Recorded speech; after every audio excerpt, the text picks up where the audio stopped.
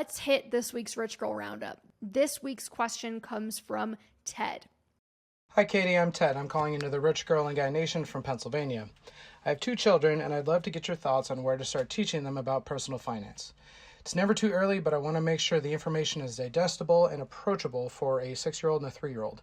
Any recommendations you have would be appreciated. Thanks so much. Yes, another opportunity to give parenting advice as someone that has no children. All right, strap in, because I do actually have some thoughts here, but it might be a little all over the place. So to start, one of the popular rallying cries in the personal finance world is that they should teach this stuff in school. And while I guess I agree to an extent, I also think most kids and teenagers are selective listeners, and it likely wouldn't stick into adulthood. Like, do you remember how to calculate the area of a triangle? Do you remember all the parts of a cell besides the powerhouse, the mitochondria? We forget so much of what we learn in school and only really internalize the things that make a lasting impression on us in our daily lives. And I think that's the key thing that I want to emphasize.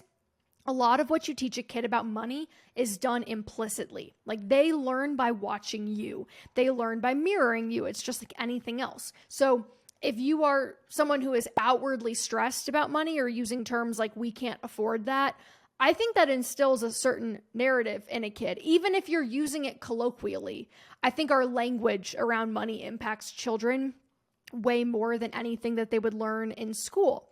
It's the difference between we aren't making buying that thing a priority and we can't afford that thing, even if the latter is true. I think kids have class consciousness after a while. They notice if their friends live in giant houses or have tons of expensive toys. And I think it's good to acknowledge why you may or may not be spending money on stuff like that. Like, oh, we don't prioritize having a really nice car because we prefer to spend our money on taking trips together as a family. Like, when you have money someday, you'll get to prioritize what matters most to you, and we don't live beyond our means because we're saving for the future. Like, I also think kids learn about those types of trade-offs, which is a big aspect of managing money. And I think we can help kids understand it early by involving them in certain decisions and discussions, even if it's just peripherally. Like, we're going on vacation next week. Isn't that exciting? That's why we're not going out to eat this week, because we're going to prioritize our vacation. So much of money management is about allocating scarce resources. And when we involve kids in those decisions in a thoughtful and positive and proactive way, I think they pick up on more than we think they do. If every time you're talking about money, you seem agitated and angry and stressed, they will probably start to associate those emotions with money.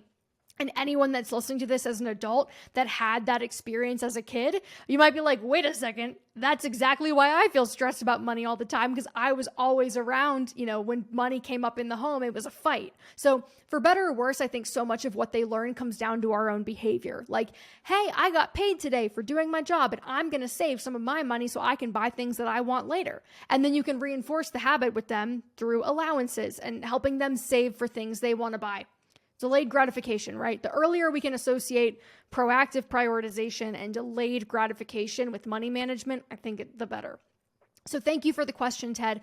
And you are an excellent father for even considering this question thoughtfully and being intentional about how you are talking to and educating your children about money.